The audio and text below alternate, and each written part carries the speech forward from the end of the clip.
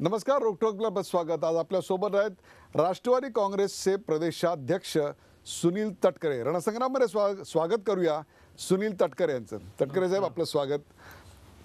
तटकरे साहेब आज इकडे आलेले आहेत, त्याला पार्श्वभूमी आहे ती 10 महानगरपालिकांच्या निवडणुकांची, तसंच लोकसभा आणि विधानसभा निवडणुकीच्या निकालाची, तसंच त्याच्या आधी झालेल्या जिल्हा परिषदांच्या निवडणुकांची देखील, नगरपालिकांच्या निवडणुकातला त्यांच्या पक्षाचा परफॉर्मन्स, आत्ताची आव्हानं, या सगळ्यावर आज उत्तरं देण्याकरता सुनील तटकरे आपल्याकडे आलेले आहेत। तटकरे साहेब, कितीही लोकांना सांगितलं ना तरी लोकांचा विश्वास म्हणजे जातच नाही त्याच्यावरनं की राष्ट्रवादी म्हणजे भारतीय जनता पक्षाची टीम बी, असं का व्हावं? लोकांचा का विश्वास बसावा की तुम्ही टीम बी आहात त्यांची? त्याला आमची लढाई ही भारतीय जनता पक्षाबरोबर होतच आली। 2014च्या विधानसभेच्या निवडणुकीच्या नंतर ज्याला निकाल लागले त्यावेळेला महाराष्ट्रातली स्थिती अशी होती, संख्याबळ, की भाजप 122, शिवसेना 63, 42 स्वच्छ प्रतिमेचा काँग्रेस आणि आम्ही 41। शिवसेना भाजप 25 वर्षाच्या नंतर वेगळे लढले असल्यामुळे त्यांच्यात आजच्यासारखी फिक्सिंगची कटुता नव्हती, पण कटुता आलेली होती। अशा वेळेला देशाच्या आर्थिक राजधानीत म्हणजे महाराष्ट्रामध्ये परत मध्यवर्ती निवडणुकांचं सावट ठेवू नये, राष्ट्रपती राजू ठेवू नये म्हणून त्यावेळेपुरतं आम्ही सरकारला बाहेरून पाठिंबा देण्याचं घोषित केलं। पण प्रत्यक्षात पाहिलं की ज्या दिवशी सभागृहामध्ये विश्वासदर्शक ठराव आला, कदाचित दीपक बातुसरे वरून पाहत असतील, कारण मी त्यावेळेला विधान परिषदेच्या गॅलरीमध्ये होतो, आदल्या रात्री ह्या दोघांची फिक्सिंग झाली आणि दिवसभराच्या कामकाजाच्या अनुक्रम पत्रिकेवरूनच शिवसेनेने बहिर्गमन केलं आणि ठराव मतास टाकला, होईचं बहुमत। त्यावेळी तटस्थ कोण, विरोधात कोण, काही तिथं झालं नाही आणि बहुमतात आले। एकनाथ शिंदे विरोधी पक्षनेते झाले। महिनाभर उद्धव ठाकरे एकनाथ शिंदेने घेऊन फिरले, 50,000 रुपये शेतकऱ्यांना नुकसान भरपाई मिळालीच पाहिजे, त्यावेळेला दुष्काळ होता, आणि महिनाभरामध्ये ते सरकारमध्ये गेले। त्यामुळे आता आम्ही सरकारमध्ये सामील होण्याचा, सरकारला पाठिंबा देण्याचा कुठेही प्रश्न त्यानंतरच्या कालावधीमध्ये आला नाही। उलट गेल्या 2.5 वर्षामध्ये विधिमंडळात आणि विधिमंडळाच्या बाहेर राष्ट्रवादी काँग्रेस पक्षाने सरकारच्या विरोधामध्ये नेहमीच लढाई त्या ठिकाणी लढली। सभागृहामध्ये सुद्धा वेगवेगळ्या प्रश्नांची आम्ही प्रखरतेने चर्चा केली।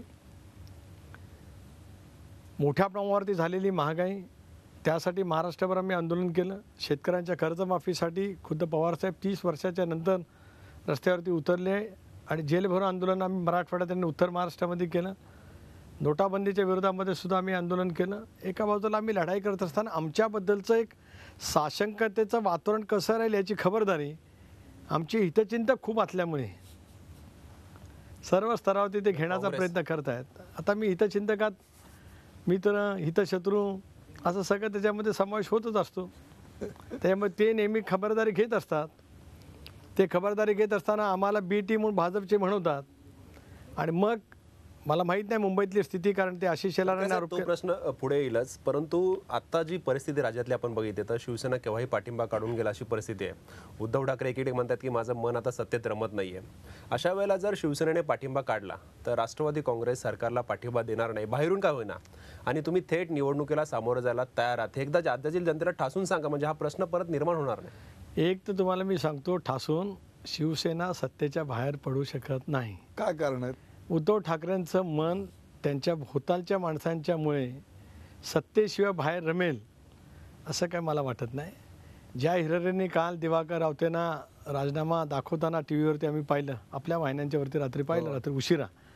बरं, अगोदर ब्रेकिंग न्यूज अशी की सगळे भेटायला जात आहेत, म्हणजे जसे काय राजीनामा घेऊन गेलेत। घेऊन काय गेले तर अल्पभूधारक शेतकऱ्यांची कर्जमाफी, अरे आचारसंहिता आता चालू, त्यांनाही माहिती आहे ते, पण राजकीय नौटंकी किती करायची त्याला सुद्धा काय मर्यादा हल्ली ठेवली नाहीत। एकमेकाच्या विरोधामध्ये रोज बोलतायत ते सोडाच, पण हे जे काय नाटक आहे, आता अल्पभूधारक शेतकऱ्यांची कर्जमाफी ज्या वेळेला खरंच शेतकरी दुष्काळामध्ये होरपळला होता, उद्ध्वस्त झाला होता, त्यावेळेला आम्ही जेलभर आंदोलन करत होतो आणि सरकारमध्ये बसून सरकारचे फायदे घेत होते। त्यावेळेला आहे ना अल्पभूधारक शेतकऱ्यांची कर्जमाफी आठवली नाही आणि काल तेवढ्यासाठीच गेले, आणि ते सुद्धा आचारसंहिता चालू असताना। कशा कशा करता गेले कशा करता असतील? आता काय गप्पा मारायला काय काय वेळेला दिवसभरात कधी फडणवीस साहेब भेटले नसतील. कारण असं आहे की राजकारणात अशा वेळी कोणी गप्पा मला जात नाही ना. तुमचा काय, तुम्ही असे अनेकदा गेला असाल पृथ्वीराजजींकडे, काहीतरी असणारच ना. काय तुमचा अंदाज काय, खबर काय तुमच्याकडे? एक बघा की हे निवेदन घेऊन जाण्याची आवश्यकता कशी येऊ शकते. एका बाजूला आचारसंहिता आणि अल्पभूधारक शेतकऱ्यांची कर्जमाफी ही घोषणा करा हे सांगायला निवडणुकीची एवढी खूप मोठ्या प्रमाणावरती रणधुमाळी चालू असताना संबंध महाभारत आज कित्येक हजार वर्षांनी आज मुंबईमध्ये उतरलंय. कोण शकुनी मामा आहेत, कोण शिखंडी पाखंडी असं सगळं म्हणतात. कोण द्रौपदी दुर्योधन कोण आहे? म्हणतात. द्रौपदी कोण आहे? मुंबई महापालिका. मुंबई महापालिकेचं वस्त्रहरण करायचं सेना बीजेपी. दुसरं काय चाललेलं आहे? एकीकडे हे वस्त्रहरण चालू आहे, म्हणजे एकीकडे तुमच्या पाठिंब्याचा संभ्रम आहे, एकीकडे त्यांनी युती तोडली आहे तरी ते सत्तेत कायम आहेत, रोज उठून चिखलफेक करतायत आणि हे पाहताय तुम्ही समोर. आणि मोदी आणि मुख्यमंत्री खोटं बोलतात असं उद्धव ठाकरे म्हणतायत. तुम्हाला काय वाटतं या सगळ्या प्रकरणाबद्दल? एक असं आहे की देशाचे पंतप्रधान किंवा राज्याचे मुख्यमंत्री खोटं बोलतायत अशा पद्धतीचा आरोप ते करू शकतात, कारण ते एका पक्षाचे प्रमुख आहेत. परंतु शेवटी काही गोष्टीची सभ्यता राजकीय बाळगावी लागत असते. राजकारणामध्ये ज्यावेळेला निवडणुकीला आपण सामोरं जात असतो त्यावेळेला टीका टिप्पणी आपण करत असतो, पण सरकारमध्ये एकत्रितपणाने राहायचं आणि दुसऱ्या बाजूला अशापैकी टीका टिप्पणी करायची. इथे पंतप्रधान नरेंद्र मोदी खोटे बोलतात म्हणायचं, देवेंद्र फडणवीस खोटे बोलतात म्हणायचं आणि रात्रीच्या वेळेला मंत्री भेटायला जातात. तिकडे आनंद गीते केंद्रामधले मंत्री. खरं तर तुम्हाला आश्चर्य वाटेल, रोहायला नगरपालिकेच्या निवडणुकीत आनंद गीतेने सांगितलं की नोटाबंदीच्या निर्णयाच्या विरोधामध्ये देशातला राजीनामा देणार मी पहिला मंत्री ठरेन सी डी देशमुखांच्या नंतर. मी आनंद गीतेंना असं आव्हान दिलं त्यावेळेला. सी डी देशमुखांनी पंडित जवाहरलाल नेहरूंच्या समोर लोकसभेत राजीनामा फेकला. मी त्यांना एवढंच सांगितलं की नोटाबंदीचा निर्णय तुमचा चुकीचा असं निवेदन फक्त आनंद गीतेंनी पंतप्रधानाला द्यावं आणि फोटो काढावा, मी निवडणुकीत बाहेर पडू. त्यांच्या नजरेला नजर भिडवण्याची धाडस नसणारी माणसं स्वतःची सी डी देशमुखांची तुलना करतात. सी डी देशमुख कुठे, आनंद गीते कुठे? काल संध्याकाळी ते सांगतात की आम्ही सत्तेमध्ये आहोत. काल आनंद गीतेंचं दिल्लीमधलं जर का आपण स्टेटमेंट पाहिलं तर त्यांनी सांगितलं की आज आम्ही त्या ठिकाणी सत्तेमध्ये आहोत आणि इथे मात्र 60 मारा चालल्यात. तटकरे साहेब, थोडासा वेगळा प्रश्न कालच्या घटनेवर आधारित आहे. तुम्ही आघाडीच्या सरकारमध्ये 15 वर्ष होतात. तुमच्या आणि राष्ट्रवादीचे, म्हणजे राष्ट्रवादी आणि काँग्रेसचे बरेच मतभेद झाले. तुम्ही मंत्रिपदावर होतात, तुम्हाला असं कधी तुम्ही सोबत असा राजीनामा खिशात घेऊन कधी फिरला आहात का? जसा काल दिवाकर रावतेंनी राजीनामा दाखवला की आम्ही राजीनामा खिशात घेऊन फिरतो म्हणून. अशी आवश्यकता कधी भासलीच नाही, कारण ज्यावेळेला सत्तेमध्ये आपण काम करत असतो त्यावेळेला लोकांच्यासाठी काम करत असतो. काही मूलभूत प्रश्नाच्या वरती जरूर मतभेद व्हायची. मंत्रिमंडळामध्ये आमची भूमिका कधी अजितदादा, आर पाटील साहेब, भुजबळ साहेब त्या ठिकाणी प्रकर्षाने मांडायचे, पण मंत्रिमंडळाच्या बाहेर अशा पद्धतीचे भाष्य कधी केले गेले नाही, कारण मंत्रिमंडळाचा निर्णय सामूहिक निर्णय असतो. इथे सरकारमध्ये निर्णय घेताना गप्प बसायचं आणि सरकारच्या मंत्रिमंडळाच्या बैठकीतून बाहेर पडल्याच्यानंतर त्याच निर्णयावरती टीका टिप्पणी करायची. पण तुमच्या काळात झालं होतं की सही करताना हात थरथरले होते, बऱ्याच गोष्टी बाहेर आल्या होत्या की. तुमच्या वेळेपेक्षा हे कमी आहे का जास्त आहे? कितीतरी अधिक आहे. मला सांगा, आपण तुमच्या कारकिर्दीबद्दल आता बोलूया. लोकसभा झाल्या, विधानसभा झाल्या, नगरपालिका झाल्या, राष्ट्रवादीची घसरण काही थांबताना दिसत नाही आहे. तुम्ही प्रदेशाध्यक्ष झाल्यानंतर घवघवीत यश मिळालंय असं का दिसत नाही आहे? तुम्हाला प्रदेशाध्यक्षपद लाभलं नाही का प्रदेशाध्यक्षपदाला तुम्ही लाभला नाहीत? एक असं आहे की मी ज्या वेळेला प्रदेशाध्यक्षपदी नियुक्त झालं त्याला लोकसभेच्या निवडणुकीचे निकाल लागलेले होते. लोकसभेच्या एका निवडणुकीने गेल्या 30 वर्षाचं देशातलं राजकीय समीकरण पूर्णपणाने बदलवलं. 84ला राजीव गांधींना जे बहुमत मिळालं 400च्या पेक्षा जास्ती, त्यानंतर 1989 सालापासून ते 2014पर्यंत कुठल्याही पक्षाला बहुमत मिळालं नाही. त्यामुळे आघाडीच्या राजकारणाची अपरिहार्यता देशाने स्वीकारलेली होती. पण नरेंद्र मोदींचं एकंदरीत झंझावात, त्यावेळेला निर्माण झालेलं देशात पूर्णपणाचं वातावरण, कदाचित समोरचं नेतृत्व आणि नरेंद्र मोदींचं नेतृत्व यांची सुद्धा कदाचित तुलना झाली असेल. मला त्या बाबतीत विशेष भाष्य करायचं नाही. त्यामुळे राजकीय समीकरणं देशातील आणि महाराष्ट्राची पूर्णपणाने बदलली. बघा, महाराष्ट्रामध्ये ज्या वेळेला 77 साली निवडणुका झाल्या आणीबाणीच्या नंतर, त्यावेळेला सुद्धा काँग्रेस पक्षाला जवळपास 20 जागा मिळाल्या होत्या आणि 28 जागा जनता पक्षाला मिळाल्या होत्या. 84 साली राजीव गांधींच्या नेतृत्वाखाली निवडणुका लढल्या इंदिरा गांधींच्या हत्येच्या सहानुभूतीवरती. त्यावेळेला सुद्धा काँग्रेसला 43 आणि 5 जागाच विरोधकांत त्याच्यात पवारसाहेब होते, बॅरिस्टर नाथपै होते, मधु दंडवते साहेब होते, इकडे दत्ता संबंध होते, असे 5च लोक निवडून आले होते. त्यानंतर काँग्रेसची पहिल्या प्रथम पिछाड काँग्रेस आणि राष्ट्रवादीची ही 2014च्या लोकसभेला झाली. काय निकाल लागले? आम्ही नॅनोमध्ये 4 चाकी आणि ते दुचाकीवरती असे निकाल लागले. त्या पार्श्वभूमीवरती विधानसभेच्या निवडणुका आल्या. त्यावेळेला मी प्रदेश राष्ट्रवादी काँग्रेस पक्षाचा अध्यक्ष झालो आणि दुर्दैवाने पृथ्वीराज चव्हाणांच्या अट्टहासामुळे का ते ठरून आले होते काय ना मला माहीत नाही, मुख्यमंत्री होताना त्यांच्यामुळे आमची आघाडी होऊ शकली नाही. आता आपण म्हणाल की कशी? 21 तारीख 19 तारीख आमच्या 2-3 चर्चा झाल्या. जागा वाटपावरनं आम्ही त्या ठिकाणी बोलत आलो. मोहन प्रकाशजी होते, माणिकराव ठाकरे अध्यक्ष होते, पृथ्वीराज चव्हाण साहेब होते, मी होतो, अजितदादा पवार, प्रफुल्ल पटेल होते. संख्याबळावरनं आम्ही थोडंफार कमी आलो. शेवटची चर्चा झाली वर्षा बंगल्यावरती. त्यावेळेला काही जागा बदलून पाहिजेत अशी चर्चा झाली. मग आम्हाला कुठल्या जागा बदलून पाहिजेत याची यादी काँग्रेसने मागितली. आम्ही थोडेसे भोळसट, आम्ही विश्वास ठेवला, आम्ही यादी दिली. दुसऱ्या दिवशी ज्या जागा बदलून मागितल्या त्या जागेवरती काँग्रेसने उमेदवार जाहीर केले. आघाडीची चर्चा पूर्ण होत जोपर्यंत संपत नाही तोपर्यंत उमेदवार जाहीर केले जात नाहीत अशी संकेत आहेत. बघा, बारामती मतदारसंघात अजित पवारच लढणार होते, शिवधनमध्ये तटकरेंपैकी कोणतरीच लढलं असतं, वाळव्यामध्ये जयंत पाटीलच लढले असते, शिर्डीमध्ये विखे पाटीलच लढले असते, संगमनेरमध्ये बाळासाहेब थोरातच लढले असते. पण जागा जाहीर होत नाहीत. या जागा आघाडीची चर्चा पूर्ण होण्याच्या पूर्वी जाहीर करून आघाडी तुटण्याचे संकेत काँग्रेसकडनं पहिल्या प्रथम दिले गेले. नंतर आम्ही दुसऱ्या दिवशी बसणार होतो. चव्हाण साहेब त्यावेळेला कराडला गेले, कारण ते पहिल्यांदाच विधानसभेची निवडणूक लढणार होते. विधानसभेची, लोकसभा ते लढले पूर्वी, पण विधानसभेची पहिलीच. स्वाभाविकपणाने त्यांच्या मतदारसंघाची त्यांना काळजी वाटणं स्वाभाविकच आहे. उंडाळकर होते त्यावेळेला त्यांच्या विरोधात. ते उंडाळकर म्हणजे काँग्रेसचे सर्वात सिनियर मोस्ट 7 वेळा निवडून आलेले आमदार. त्याच्यामुळे आघाडीच्या चर्चेपेक्षा मतदारसंघाची काळजी अधिक की काय मला माहीत नाही. 25 तारखेला संध्याकाळपर्यंत आलेच नाही. 27 तारीख हा अर्ज भरण्याचा शेवटचा दिवस होता आणि आघाडीची चर्चा 25 तारखेला संध्याकाळपर्यंत झालीच नाही. त्याच्या अगोदर उमेदवार सुद्धा जाहीर झाले. याचा अर्थ असा होता की काँग्रेसला आघाडी करायचीच नव्हती. त्यामुळे स्वतंत्रपणाने लढलो आम्ही. पण ते तर तुमच्यावरच फिक्सिंगचा आरोप करतात की इकडे भाजपने युती तोडली आणि तिकडे प्रफुल्ल पटेल आणि तुम्ही सगळे आलात आणि आघाडी तुटल्याची घोषणा केली. तेच सांगतो ना मी 25 तारखेची संध्याकाळपर्यंत सांगतो. माझ्या तारखा पूर्णपणाने लक्षात आहे. 27 तारीख अर्ज भरण्याची शेवटची दिवस होता. आता ज्या वेळेला 26 तारीख आली शेवटची, जोपर्यंत आम्ही सकाळपर्यंत फोन करत होतो. स्वतः वर्षा बंगल्यावर मी फोन लावले, प्रफुल्ल पटेलांनी लावले, अजितदादा पवारांनी लावले, पण हे भाषे आलेलेच नव्हते पृथ्वीराज चव्हाण साहेब. बरं, तटकरे साहेब, सगळ्यात महत्त्वाचं म्हणजे तेव्हा बदलाचे वारे होते आणि त्या बदलाचे वारे असण्यामागे एक कारण असं होतं की भ्रष्टाचाराचे झालेले आरोप आणि या आरोपांमध्ये अर्थातच राष्ट्रवादीवर प्रमुख आरोप होते. त्यामध्ये तुमच्यावरही आरोप झाले. तुमच्या पक्षाची प्रतिमा काही चांगली नाही अजूनही आणि ती बदलण्यासाठी काही प्रयत्न केलेलाही दिसत नाही. एक असं आहे की त्यावेळेला सर्वाधिक आरोप राष्ट्रवादी काँग्रेस पक्षांवरती झाले.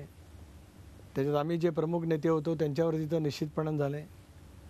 काँग्रेसची जाहिरात तुम्ही आठवते का डॉक्टर साहेब? स्वच्छ प्रतिमेचं सही करण्याची जाहिरात अशी यायची. 42 जागा, आम्हाला 41. मी असे 10 मतदारसंघाची नावं सांगेन की जिथे आम्ही 500 ते 3000च्या फरकाच्या आसपास हरलो. उदाहरणार्थ रश्मी बागांचा मतदारसंघ घ्या, गणेश नाईक साहेबांचा घ्या, नवाब मलिकांचा मतदारसंघ घ्या. अशा आमच्या जागा 800, 1000, 1500, 2000, 3000च्या आसपास हरल्या आणि काँग्रेस 42 जागांच्यावरती. त्यामुळे स्वच्छ प्रतिमेचा दावा करणाऱ्या काँग्रेसला किती जागा मिळाल्या? 42. आणि आमच्यावरती खूप मोठ्या प्रमाणावरती आरोप झालेले असताना आम्हाला जागा किती मिळाल्या? 41. त्याच्यामुळे तो जो काय आभास निर्माण केला गेलेला होता तो आभास विधानसभेच्या निवडणुकीमध्ये लोकांनीच केला. आता लोकसभेच्या वेळेला सुद्धा आमच्यावरती टीका होतीच का नव्हती का? 4 महिने आधी झालेल्या निवडणुकीमध्ये लोकसभेच्या टीका होतीच. माझ्यावर आरोप होते डॉक्टर साहेब. महाराष्ट्रात शिवसेना भारतीय जनता पक्षाचे उमेदवार 1.5 लाखाच्या पासून ते 5 लाखाच्या फरकाने निवडून आले आणि मी रायगड लोकसभा मतदारसंघात किती मतांनी पराभूत झालो? 2100. मतदान केंद्र 2300. मला पराभूत करायला एक सुनील तटकरे शोधला, त्याला मिळाली 9500 मतं. 9500 मतं आणि या लाटेत मी पडलो 2100 मतांनी. याचा अर्थ असा आहे, आरोप होत असतात राजकीय जीवनामध्ये, पण प्रत्यक्षात जी जनता तुम्हाला मतदान करत असते त्या जनतेला तुमची प्रतिमा तुमचं काम हे माहिती असतं. माझ्या सांगण्याचा मतितार्थ हा एवढाच होता. बरोबर. याच्यावर एक शेवट, या विषयावरचा एक शेवटचा प्रश्न म्हणून मी विचारतोय की तुम्ही किंवा तुमच्या पक्षाने जर पृथ्वीराज चव्हाणांचं मुख्यमंत्रीपद खेचून घेतलं असेल आणि त्यांना अपमानास्पदरित्या वर्षात सोडावं लागलं असेल, त्यांनी का विसरावं? एक असं आहे की त्यांचं मुख्यमंत्रीपद कधी खेचून घेतलं? शेवटच्या महिनाभरासाठी. कारण ज्यावेळेला विरोधी परस्परांच्या विरुद्ध लढण्याचा निर्णय घेतला, आज सेना आणि भाजप इतक्या प्रच्छन्न पद्धतीवरती परस्परांच्यावरती चिखलफेक करतायत, म्हटलं तर कमरेखाली वार करतायत, तरी सत्ता सोडत नाहीत. आम्ही निवडणुका स्वतंत्र लढण्याचा निर्णय घेतल्यावर कुठल्या नैतिकतेने लोकांच्या समोर जायचं हा विचार केला आणि सरकारमधनं बाहेर पडलो. आम्ही सत्तेला चिकटून नाही बसलो. आता त्याच्यामुळे त्यांचं मुख्यमंत्रीपद गेलं असेल, जरी घेऊन काम करायला पाहिजे होतं. जसं विलासरावनी केलं, सुशीलकुमार शिंदे साहेबांनी केलं, अशोकराव चव्हाणांनी केलं. तेवढं जर काही भान राखून त्या 4 वर्षात काम केलं असतं तर ही पाळी आली नसती. तटकरे साहेब, किरीट सोमय्या तुमचे अत्यंत जवळचे मित्र वारंवार दावा करतात की राष्ट्रवादी काँग्रेसचे नेते जेलमध्ये जातील. त्यांनी तर मागच्या दिवाळीची डेडलाईन दिली होती, त्याच्यात तुमचंही नाव असतं. काय वाटतं हे आरोप सगळे जे होत आहेत आणि तुमच्यावर टांगती तलवार आहे असं वाटतं काय? एक असं आहे की मी अजितदादा भुजबळ साहेब यांचे चौकशीचे आदेश डिसेंबर 2014 सरकारने दिले. त्यावेळेपासून आम्ही चौकशीला सामोरं जातो आहोत. तपास यंत्रणेला आम्ही पूर्णपणाने सहकार्य करतो आहोत आणि पुढे करत राहू. आमची एवढीच इच्छा आहे की या चौकशीतून लवकरात लवकर सत्य बाहेर यावं. यापेक्षा मी अधिक बोलणं उचित ठरणार नाही, कारण एका बाजूला तपास चालू आहे. तपासावरती प्रभाव पडेल असं कुठलंही वाक्य माझ्याकडनं जाणं उचित राहणार नाही. तपास यंत्रणा तपास करते, आम्ही त्यांना पूर्णपणाचं सहकार्य करतो. योग्य असेल ते नक्कीच बाहेर येईल. तटकरे साहेब, आपण आता आगामी निवडणुकीच्या विषयी थोडंसं बोलूयात. तुम्ही दीर्घकाळ केंद्रात आणि राज्यात पण सत्तेवर होतात आणि राज्यात सत्तेवर असताना मुंबई ही आपली राजधानी आहे, परंतु इथं तुम्हाला असा पाय रोवता आला नाही, इथं तुम्हाला असे पाहिजे तसा जनाधार पण नाही मिळाला. 14च्या वरती तुमच्या महापालिकेत कधीच जागा गेल्या नाहीत. तर यावेळेस तरी जातील आणि यावेळेस तर त्याच्यापेक्षा बिकट परिस्थिती दिसते. तर तुम्हाला काय वाटतं, म्हणजे त्याच्यावर तुमचं काय? एक असं आहे की मुंबईमध्ये आम्हाला पक्ष मजबूत करता आला नाही, वस्तुस्थिती खरी आहे. मुंबईमध्ये आमचे जास्तीत जास्त एका वेळेला 3 आमदार निवडून आले. 2009च्या लोकसभेच्या निवडणुकीमध्ये संजय पाटलांच्या रूपाने 1 खासदार त्यावेळेला निवडून आले. महापालिकेच्या निवडणुका सोबत किंवा काँग्रेससह किंवा काँग्रेसशिवाय ज्यावेळेला आम्ही लढलो त्यावेळेला सुद्धा आम्ही 20च्या जागांच्या आसपास काही जाऊ शकलो नाही. ही वस्तुस्थिती काय नाकारता येत नाही. पण यावेळेला मात्र आम्ही आमचं असलेलं संख्याबळापेक्षा जास्ती जागांच्यावरती पोचू असा विश्वास आम्हाला नक्की वाटतो. हे विशफुल थिंकिंग म्हणून फार चांगलं आहे, परंतु वस्तुस्थिती काय बघायला मिळते माहिती आहे? तुमच्याच पक्षाच्या नेत्याच्या सभेमध्ये तुमचेच दुसरे नेते रिव्हॉल्वर काढतायत, तलवारी काढतायत, स्टेजवर जाऊन धावतायत, ते वाचवा वाचवा म्हणून ओरडतायत, स्टेजवर लपून बसतायत. एखाद्या दाक्षिणात्य मसाला चित्रपटातला प्रसंग असतो ना, लाल भडक्का असा, तसा भडक्क प्रसंग राष्ट्रवादीच्या स्टेजवर घडतोय. ही तुमची रियालिटी आहे आत्ताची. गुंड, हातात तलवारी घेऊन फिरणारे आणि त्यापेक्षा हवेत गोळीबार करणारी लोक म्हणजे राष्ट्रवादी, अशी प्रतिमा त्या सभेनंतर झाली. असं जर माध्यमांनी म्हटलं तर काय चुकलं? एक तो प्रसंग जो अत्यंत दुर्दैवी होता तो घडला, याच्याबद्दल दुमत नाही. तो सोडला तर गेल्या 15 वर्षामध्ये आमच्या पक्षाची स्थापना झाल्यापासून कुठे कुठले प्रसंग घडले ते कळले तर मला बरं राहील. त्या प्रसंगाच्या नंतर, कारण ते दोघे वरिष्ठ नेते आहेत, दोघांनाही आम्ही नोटीस पाठवली. नंतर मी, सचिन अय्यर दोघांनाही आम्ही घेऊन बसलो. त्यांच्याकडनं संतापाच्या भारत असेल किंवा काय असेल, जे काय घडलं ते घडलं, त्याच्यावरती आता पडदा पडला. पण इतर वेळेला जर का आपण पाहिलं तर आम्ही राजकीय सभेतही बाळगली, पक्षांतर्गत असेल, पक्षाच्या बाहेर असेल, विरोधकांच्या जवळ लढाई करत असेल, त्यावेळेला कधी तशा पैचं घडलं नाही.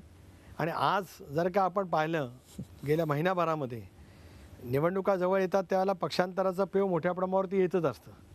आणि जिथे सत्ता आहे त्यांच्या बाजूला जाणाऱ्यांची संख्या आपोआप असते आणि जिथे सत्ता नाही तिथे कमी होत असते. पण आत्ता गेल्या काही महिन्याभरामध्ये आपण जर काही सगळे पक्षप्रवेश पाहिले तर साधन सुचिता, पार्थिव विथ द डिफरन्स, शिवबंधन तुम्हाला म्हणायचं आहे ते आता आहेच ऑटोमॅटिक. हे सगळं जे काय आहे हे आता दृश्य रूपाने महाराष्ट्रातली 12 कोटी जनता पाहते आहे. पण तुमच्या पक्षाचे कार्यकर्ते जरा जास्त जातात. दुसरी गोष्ट अशी आहे, आता तुम्ही मुंबईमध्ये तर तलवारी आणि रिव्हॉल्वर घेऊन हे झालं, तिकडे ठाण्यामध्ये बघितलं तर वेगवेगळे संस्थानिक आहेत, म्हणजे आव्हाड आहेत, नाईक आहेत, गणेश नाईक आणि डावखरे आहेत. बरं, हे सगळे वेगवेगळ्या दिशेला तोंड करून त्यांची संस्थानं चालवतात. पक्ष हे खपवून कसं घेतो? एक असं की पक्षामध्ये प्रत्येक नेत्याचं एक स्थान नक्की आहे आणि प्रत्येकजण आपापल्या मतदारसंघामध्ये काम करत असतो. गणेश नाईक साहेब ठाणे जिल्ह्यामध्ये काम करतात, नवी मुंबईच्या परिसरामध्ये काम करतात. एकेकाळी त्यांचा बेलापूर मतदारसंघामध्ये काळवा मुंब्राचा भागही होता. डावखरे साहेब तर गेले अनेक वर्ष ठाणे महापालिकेत काम करत आहेत. ठाण्याचे पहिले महापौर काँग्रेसचे ते बनले, त्याच्यानंतरच खोपकर प्रकरण झालं. आव्हाड या प्रतिकूल परिस्थितीमध्ये सुद्धा झगडतात. आत्ताही 50,000च्या मताधिक्याने निवडून आले 2014च्या निवडणुकीमध्ये. त्यामुळे प्रत्येकजण आपापल्या मतदारसंघात मजबूत आहे, त्यामुळे त्यांना संस्थानिक म्हणणं योग्य नाही. प्रत्येकाची काम करण्याची कार्यशैली वेगळी राहते, पण जनमानसामध्ये प्रत्येकाने आपापली गुणवत्ता आणि आपापलं स्थान टिकवलेलं पण आहे. पक्ष आणि अडचणीत अशा आणि असताना नाही आणि त्यांचं अशा पटत नाही हा विषय आहे. पक्ष अडचणीत असताना पटत नाही, म्हणजे तुमची सत्ता होती तेव्हा तुम्ही प्राबल्य वाढवता, आता पक्ष अडचणीत आहे तरी उमेदवारीवरून भांडतायत, एकमेकाच्या उमेदवारांचे पंख. एक दोन उमेदवारांच्या बाबतीमध्ये मतभेद आहेत. आता जर का आपण पाहिलं तर आता AB फॉर्म देण्यापासून कुठे कुठे काय काय झालं, कोण नागपूरला काय झालं म्हणते, कोण नाशिकला काय झालं म्हणते, कोण मुंबईत काय झालं म्हणते, हे सगळे जर काय प्रकार पाहिले तर एका दोन जागेच्या बाबतीमध्ये उमेदवार निवडीवरून मतभेद झाले म्हणजे खूप काय पक्षामध्ये मोठा आहे असं मानण्याचं काय कारण नाही असं मला स्वतःला वाटतं. राष्ट्रवादी पक्षामध्ये जे काही चाललेलं आहे ते आलबेल आहे. इतर पक्षांकडे पाहिल्यानंतर आमच्याकडे परिस्थिती बरीच बरी आहे अशा प्रकारचं सूतोवाच आत्ता सुनील तटकरे आपल्याकडे करतायत. चर्चेचा सिलसिला असाच चालू राहणार का? ब्रेक नंतर कुठे जाऊ नका, पाहत राहा झी24 तास प्रपात आहे. रोखठोक सुनील तटकरे.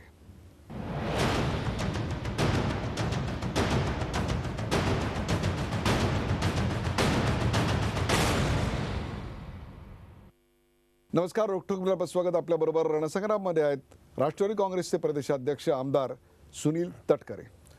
तटकरे साहेब, 10 महापालिकांच्या निवडणुका, त्यात नाशिक महत्त्वाचं शहर आहे, परंतु या शहराकडे आपण बघितलं तर राष्ट्रवादी काँग्रेसच्या दृष्टीने या शहरात तसं नगण्य आत्ताचं अस्तित्व आहे. छगन भुजबळ जेलमध्ये गेल्यानंतर आता अनेक जण नाशिकमधले राष्ट्रवादीचे इतर पक्षात सोडून गेलेले आहेत. काय चित्र दिसतंय तुम्हाला नाशिकमध्ये? मी स्वतः नाशिकची माहिती आजच घेतली. मधल्या कालावधीमध्ये मी नाशिकला जाऊन आलो. आदरणीय पवारसाहेबांचा दौरा झाला, त्यावेळेला मी सोबत होतो. अजितदादांचाही दौरा झाला. यावेळेला नाशिकची निवडणूक आम्ही आणि काँग्रेस एकत्रितपणाने लढतो आहोत. मी जी आज माहिती घेतली त्या माहितीप्रमाणे गेल्या वेळेला आमचं जेवढं संख्याबळ होतं तेवढं निश्चितपणाने आपण राखू. हे विशफुल थिंकिंग नाही, हे प्रॅक्टिकल जे वास्तव आहे ते मी आपल्या सर्वांच्या समोर नम्रपणे ठेवण्याचा प्रयत्न करत आहे. याचं कारण असं की गेल्या वेळेला मनसेला खूप मोठ्या प्रमाणावरती यश मिळालं नाशिकमध्ये. 2009च्या निवडणुकीमध्ये तर त्यांचे 3 आमदार त्यावेळेला निवडून आलेले होते. पण महापालिकेच्या कारभाराच्याबद्दल एकंदरीत लोकांचा पूर्णपणाचा भ्रमनिरास झाला, काही निराशा झाली मला कल्पना नाही. पण मधल्या कालावधीमध्ये आता ज्यावेळेला भारतीय जनता पक्ष आणि शिवसेना राज्यात सत्तेवरती आली त्यावेळेला मनसेचे, काही प्रमाणात राष्ट्रवादीचे, काँग्रेसचे मोठ्या प्रमाणावरती नगरसेवक हे दोन्ही पक्षाने त्या ठिकाणी आपल्या पक्षामध्ये घेण्यामध्ये यश मिळालं. मग त्याच्यातून काय अपप्रवृत्तीनं सुद्धा कसं घेतलं गेलं ते आम्ही रोज चॅनलवरनं पाहतो आहोत. त्याच्याबद्दल मी काय विस्ताराने त्या बाबतीमध्ये काही विश्लेषण करू इच्छित नाही. नाही, पण तटकरे साहेब, गेल्या वेळी भुजबळांसारखं एक खंबीर नेतृत्व असताना 20 जागा होत्या फक्त, तुम्ही म्हणतात गेल्या वेळेपेक्षा, आणि आता तर त्यांचं नेतृत्व नाही आहे. तेवढ्या जागा राखण्यासाठी कशाच्या आधारावर तुम्ही? एक असं आहे की शेवटी शहरामध्ये निर्माण झालेलं जे स्थानिक नेतृत्व आहे ते नेतृत्व त्या ठिकाणी निश्चितपणे यश मिळवेल. त्याहीपेक्षा मी आपल्याला सांगतो की नाशिक जिल्हा पवारसाहेबांच्यावरती प्रेम करणारा जिल्हा आहे. जसं 62 साली चव्हाणसाहेब केंद्रामध्ये संरक्षण मंत्री झाले आणि लोकसभेवरती बिनविरोध निवडून गेले, तसं एक काळ मधल्या कालावधीमध्ये सर्वाधिक नव्हे तर सर्वच आमदार नाशिक जिल्ह्यातले पवारसाहेबांच्या त्यावेळच्या पक्षाचे निवडून आलेले होते. त्यामुळे पवारसाहेबांचं नेतृत्व मानणारा मतदारांचा वर्ग आहे मोठा. नवीन पिढी ही त्या जुन्या पिढीच्या विचाराशी काही प्रमाणामध्ये समरस आहे. काही आज नवीन पिढी समरस पूर्णपणे नसेल असं काही मी दावा त्या ठिकाणी करणार नाही. पण मी आज नक्की आपल्याला सांगतो की गेल्या एवढं यश आम्ही निश्चित त्या ठिकाणी दुसरी गोष्ट अशी आहे तिथे की तुम्ही म्हणता की त्यांनी गुंड घेतले किंवा काय घेतले, पण तुमचे नेते जेलमध्ये आहेत. माजी खासदार असलेले, माजी मंत्री असलेले समीर भुजबळ, छगन भुजबळ, नंतर आणखी एक खासदार पिंगळे, हे आतमध्ये आहेत, छबू नागरे हा पदाधिकारी आतमध्ये आहे, तर जनता कशी पाठीशी उभी राहील अशा वेळी? एक असं आहे की आदरणीय भुजबळ साहेबांच्या संदर्भामध्ये न्यायालयीन प्रक्रिया आहे आणि जी न्यायालयीन प्रक्रियेचा भाग होऊन त्यांच्यावरची ती पुढची कारवाई त्या ठिकाणी झालेली आहे. छबू नागरेच्या बाबतीमध्ये सुद्धा ज्यावेळेला पवारसाहेब आणि आम्ही नाशिकच्या दौऱ्यावरती होतो त्याला पक्षाची स्पष्टपणाची भूमिका त्या ठिकाणी आम्ही मांडलेली आहे. पण ठीक आहे, त्याच्यामुळे पक्षाच्या प्रतिमेला आत्ताच्या अलीकडच्या कालावधीमध्ये घडलेल्या घटनांच्यामुळे हा धक्का जरूर त्या ठिकाणी बसलेला असेल. पण विचारसरणीवरती ठाम असलेले कार्यकर्ते ज्यावेळेला जिद्दीने एखाद्या निवडणुकीमध्ये उभे राहतात, पक्षाच्या अस्तित्वाचा प्रश्न निवडणुकीच्या माध्यमातून निर्माण होत असतो. अर्थात एखाद्या निवडणुकीचे निकाल म्हणजे पक्षाचं अस्तित्व संपतं अशाचा का भाग नाही, पण तरीसुद्धा काय लढणारे कार्यकर्ते असतात. मी आजची माहिती सांगतो. मी आज रंजन ठाकरे जे आमचे जिल्ह्याचे अध्यक्ष आहेत, जयंत जाधव आमचे त्या ठिकाणी आमदार एक आहेत, नाना महाले आमचे एक प्रमुख सहकारी आहेत, त्यांच्याशी बोललो. श्रीराम शेट्टींच्यावरती आम्ही जिल्हा परिषदेची जबाबदारी टाकलेली आहे. मी त्यांच्याजवळ जवळपास रोज बोलतो.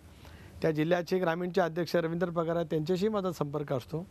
नाशिक जिल्ह्यामध्ये भुजबळ साहेबांच्या अलीकडच्या झालेल्या या घटनेच्यामुळे एक कार्यकर्त्यांच्या मनामध्ये मरगळ निराशता मोठ्या प्रमाणावरती आहे. याच्यात दुमत असं काही कारण नाही.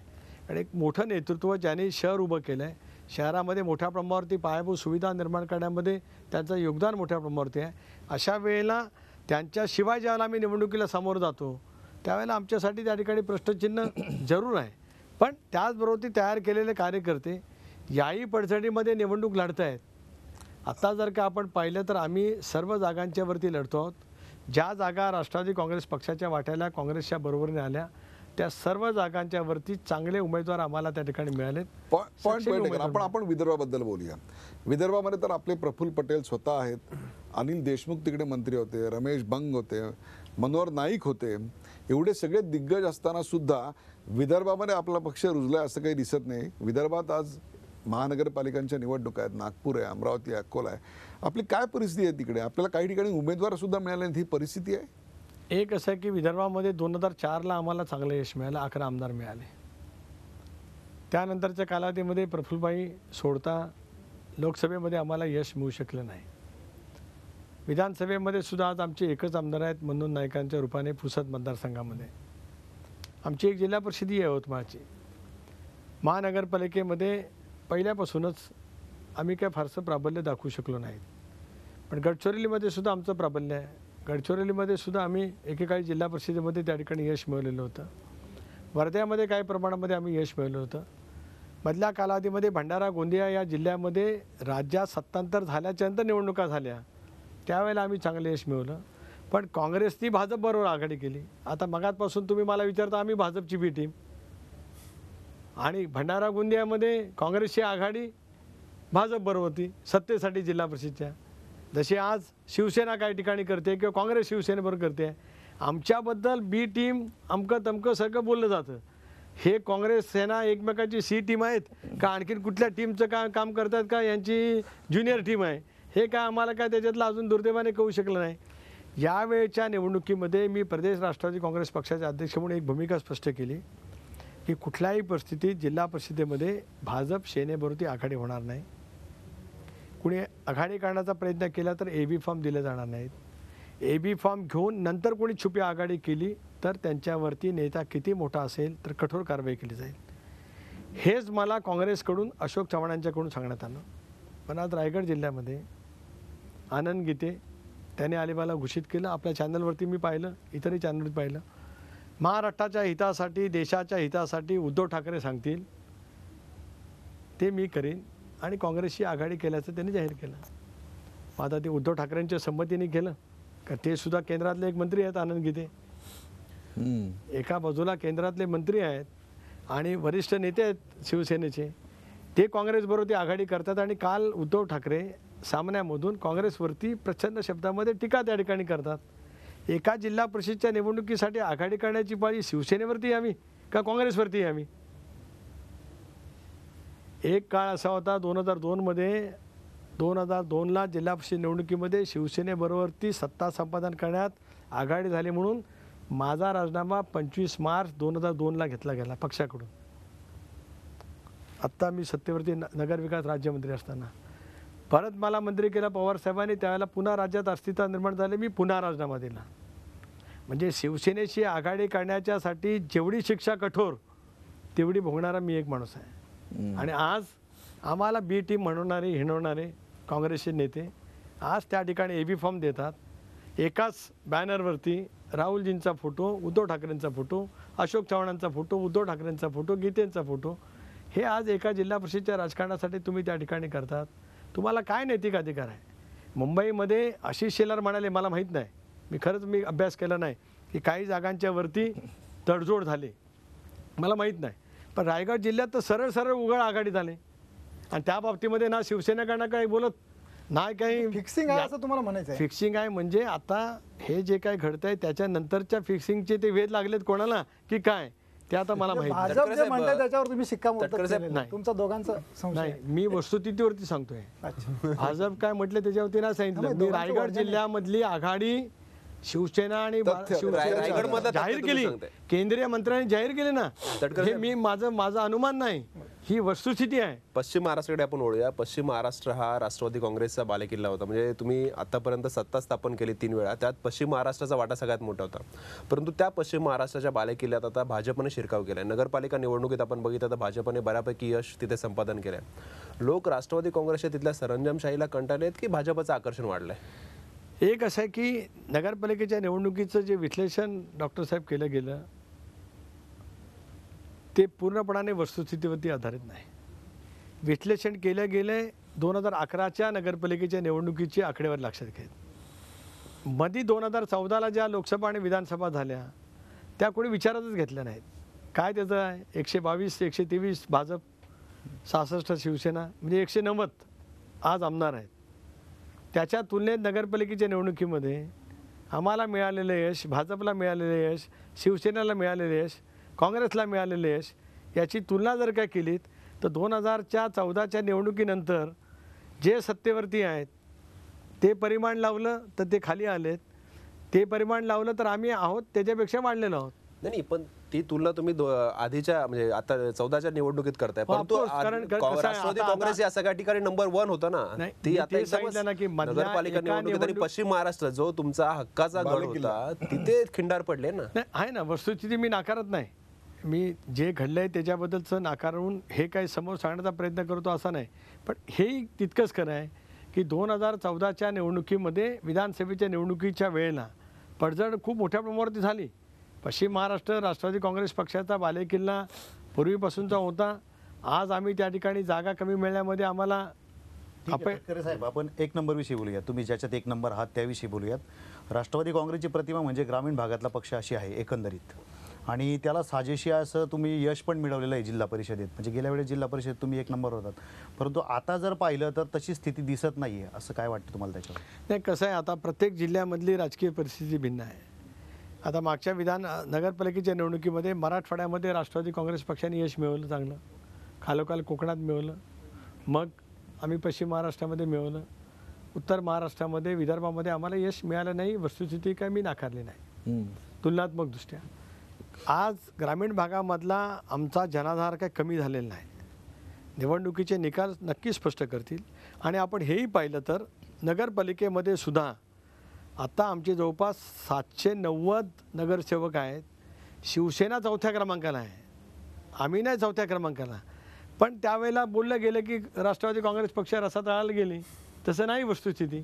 या उलट डॉक्टर साहेब, भारतीय जनता पक्षाचे 62 नगराध्यक्ष आहेत. निम्मा नगरपालिकेमध्ये भारतीय जनता पक्षाला बहुमत नाही. नगराध्यक्ष त्यांचा आहे पण बहुमत नाही निम्म्या ठिकाणी. थेट नगराध्यक्षाच्या निवडणुकीची मुख्यमंत्र्यांची खेळी संख्यात्मकदृष्ट्या निश्चित यशस्वी झाली. कसंही जरी असलं, तुम्ही विश्लेषण कसं केलं तरी 2004ला तुम्ही 1 नंबरचा पक्ष होतात विधानसभेला, त्याच्यानंतर जिल्हा परिषदेला गेल्यावेळी नंबर 1 होतात. पण आता पूर्वी तुम्हाला पश्चिम महाराष्ट्रवादी पक्ष म्हणून हिनवलं जायचं, मग तुम्ही महाराष्ट्रवादी झालात. पण आत्ता परिस्थिती तेवढी चांगली राहिलेली नाही. शरद पवारांसारखा नेता ज्या पक्षाचा आहे, ज्याने हा पक्ष उभा केला, त्या पक्षाची अशी स्थिती काय यावी? कधी आत्मपरीक्षण केलं आहे किंवा काय चिंतन केलं आहे पक्षाच्या नेत्यांनी? नक्कीच आम्ही विधानसभेच्या नंतरही आत्मचिंतन केलं एकत्रितपणाने बसून. नगरपालिकेच्या निवडणुकीच्या नंतर सुद्धा आम्ही एकत्रितपणाने बसलो. जिल्हा परिषदच्या निवडणुकीच्यासाठी आवश्यक असणारी रणनीतीसुद्धा आम्ही त्या ठिकाणी निश्चितपणाने तयार केली. पण काही वेळेला प्रत्येक राजकीय पक्षाच्या आयुष्यात असे दिवस येत असतात. भारतीय जनता पक्षाचं बघा 84 साली 2च खासदार होते. गेल्या वेळेला शिवसेनेचे आणि भारतीय जनता पक्षाचे 50च्या आसपासच आमदार होते. त्या संख्येने त्यांचं तुलनाबळ संसदेमध्ये होतं, वाढलं. शेवटी एक फेज आहे 2014ची निवडणूक, 2019ला याच्यापेक्षा वेगळे चित्र पाहायला मिळेल. त्याच्यात ह्या मधल्या निवडणुका आहेत. पण आता यामधल्या निवडणुका ज्या वेळेला होत्या 2012-11ला, तरीसुद्धा 2014चे निकाल वेगळे लागलेच ना. नाही तटकरे साहेब, आम्ही आता ह्या निवडणुकांमध्ये बघतोय की पक्षाकडे असा चेहरा नाहीये. पूर्वी R.R. पाटील असतील, छगन भुजबळ असतील, हे पक्षाचे चेहरे म्हणून समोर आले होते. त्यांनी निवडणुका जिंकून दिल्या होत्या. परंतु नवा चेहराच आता पक्षामध्ये तयार होत नाही असं साधारणतः राष्ट्रवादीचं चित्र आहे. याला जोडूनच प्रश्न असा आहे की पवार साहेबांनी प्रत्येक दुसऱ्या फळीतल्या नेत्याला घडवायचा प्रयत्न केला, परंतु दिसतंय असं की ते जे नेते आहेत ते आपापल्या मतदारसंघापुरते, ज्याला तुम्हाला आवडणार नाही तो शब्द, पण आपापल्या संस्थानापुरते मर्यादित राहिलेले आहेत. ते बाहेर जाऊन रिस्क घेऊन काय करतायत, पक्षासाठी मेहनत करतायत, असं अलीकडच्या काळात दिसलेलं नाही. आपापल्या मतदारसंघापुरते आहेत. एक असं आहे की दुसऱ्या फळीचे नेतृत्व पवारसाहेबांनीच राष्ट्रवादी काँग्रेस पक्षाच्या माध्यमातून तयार केलं.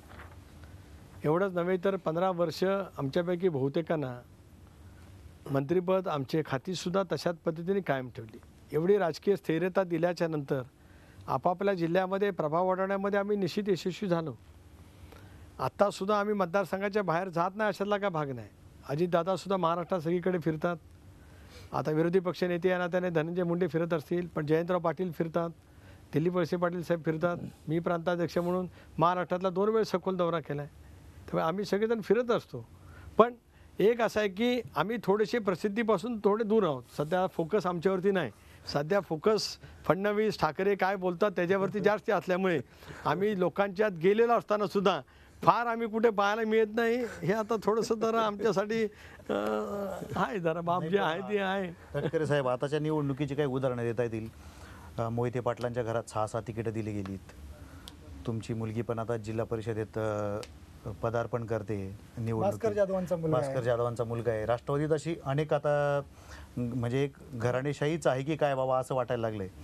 तर या सगळ्या याच्यात तुम्ही कसं पाहिलं याच्याकडे? म्हणजे एक असं आहे की घरातल्या कर्तृत्वान मुलांना उमेदवारी केवळ राष्ट्रवादी काँग्रेस पक्षामध्ये मिळाली असं नाही.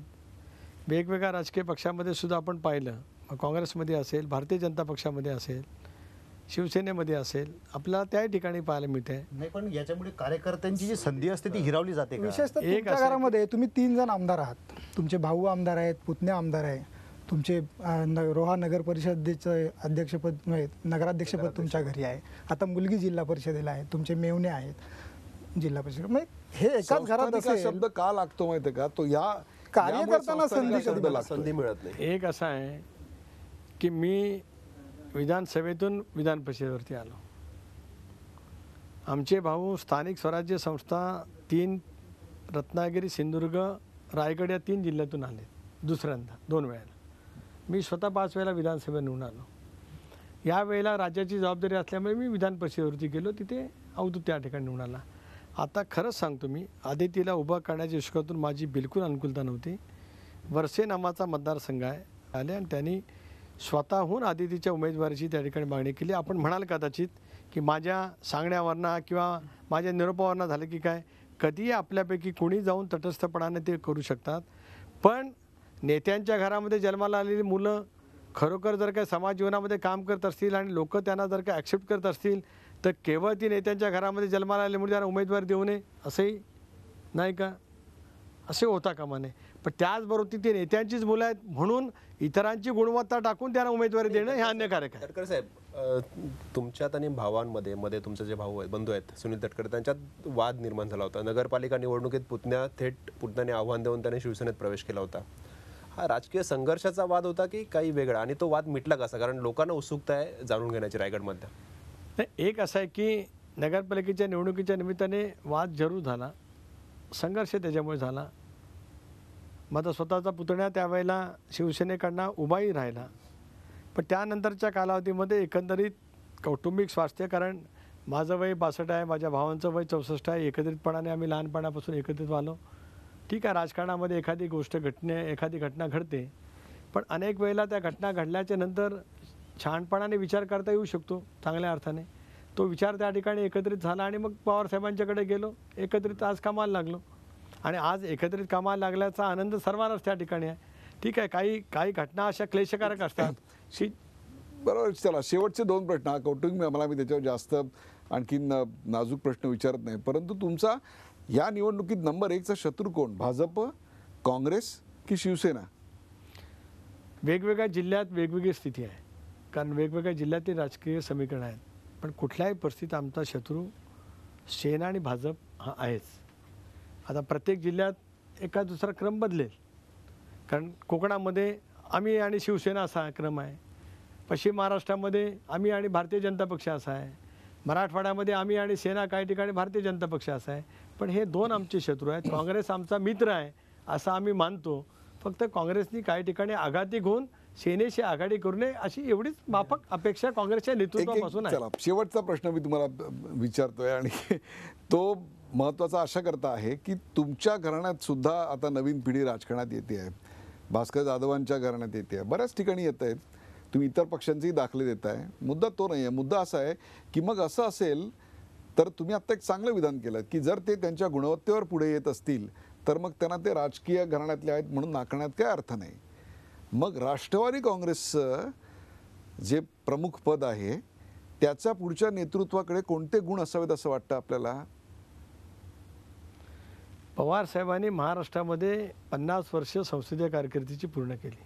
आपण आमच्या राष्ट्रीय नेतृत्वाबद्दल बोलता ना? हो. एकूणच पक्षाचा चेहरा पक्षाचं नेतृत्व स्वाभाविकपणाने ज्या नेतृत्वाने आज आम्हाला घडवलं, ज्या नेतृत्वाने महाराष्ट्रामध्ये 50 वर्ष संसदीय कारकिर्दी पूर्ण केली.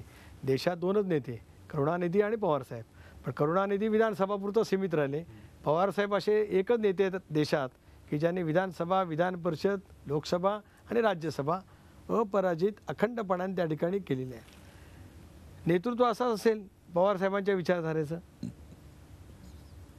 पवारांच्या विचारधारेचं, पण त्याच्यात कोणत्या प्रकारचे स्किल सेट किंवा गुणवत्ता आपण अपेक्षित करता?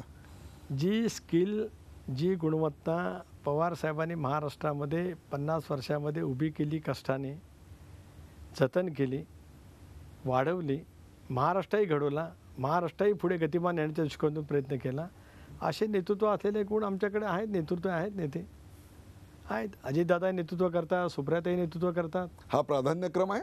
नाही, सुप्रियाताई नेतृत्व करतात, अजितदादा करतात. हे नंतर बोललात, आधी नाही बोलला. एक असं की अजितदादा वयाने ज्येष्ठ आहेत, कामाने सुद्धा आज त्यांचा अनुभव. ते 91 साली खासदार झाले. बरोबर.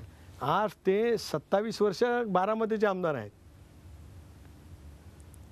त्याच्यामुळे त्या अर्थाने नाव आलं. सुप्रियाताई सुद्धा काम आक्रमकपणाने करतात. आज लोकसभेतली संसदीय कारकीर्द त्यांची जर काय पाहिली, एक उत्तम वक्त्या, उपस्थिती खूप जास्त आहे. उपस्थिती केवळ नाही तर प्रश्नही खूप सहभाग, जास्त विचारले. प्रश्नही विचारले जातात, चर्चेतला सहभाग त्यांचा उत्तम राहतो.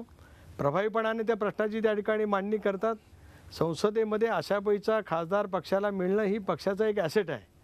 सुप्रियाताई आज पक्षासाठी निश्चित संसदेमध्ये ॲसेट आहेत आणि आज महाराष्ट्रामध्ये सुद्धा फिरताना त्या मजबूतीने आज काम करतात. प्रेक्षक, आपण पाहिलं रणसंग्राममध्ये आज आपल्याबरोबर सुनील तटकरे होते. पक्षाच्या पुढच्या नेतृत्वाकडे कोणते नेमके गुण असावेत यावर त्यांनी नेमकं काय उत्तर दिलं ते. याचबरोबर तुमचा 1 क्रमांकाचा शत्रू कोण असं विचारल्यानंतर जिल्हानिहाय परिस्थिती बदलत असते अशा प्रकारचं एक चतुराईचं उत्तर त्यांनी दिलं. त्यांच्या पक्षावर झालेले आतापर्यंतचे भ्रष्टाचाराचे आरोप इतकंच काय तर त्यांच्या घराण्यातली असलेली सुंदोपसुंदी, राजकीय पक्षाचा प्रदेशाध्यक्ष म्हणून त्यांच्या पक्षात असलेली सुंदोपसुंदी, या सगळ्यावर आज मोकळेपणानं त्यांनी उत्तरं दिली. त्यांच्या पक्षाला किती जागा मिळतील हे तर काय ठरवेल, परंतु प्रदेशाध्यक्षपदाच्या कारकिर्दीत आपल्या नावावर चांगली कामगिरी नोंदवायची आज जबाबदारी त्यांच्यावर आहे. त्यासाठी शुभेच्छा. या Zee24 तासच्या प्रेक्षकांसाठी आपण इकडे आलात त्याबद्दल आभार.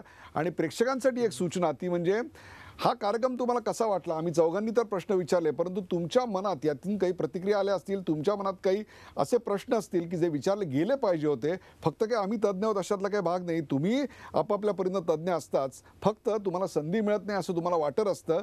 म्हणून हा जो क्रमांक दिसतोय ना तुम्हाला आता खालच्या काळ्या पट्टीवर, त्या क्रमांकावर तुम्ही एक व्हिडिओ तयार करा तुमचा 1 मिनिटाचा आणि तो आमच्याकडे पाठवा. तो व्हिडिओ जो सर्वोत्तम असेल तो उद्या लाखो प्रेक्षकांपर्यंत पोहोचवायची जबाबदारी आम्ही घेऊ. हा जो व्हॉट्सॲप नंबर आहे त्या व्हॉट्सॲप नंबरवर व्हिडिओ ब्लॉगद्वारे तुमचंही मत नोंदवा आणि या कार्यक्रमात सहभागी व्हा. आज आपण आलात त्याबद्दल धन्यवाद. झी 24 तास रहा एक पाऊल पुढे.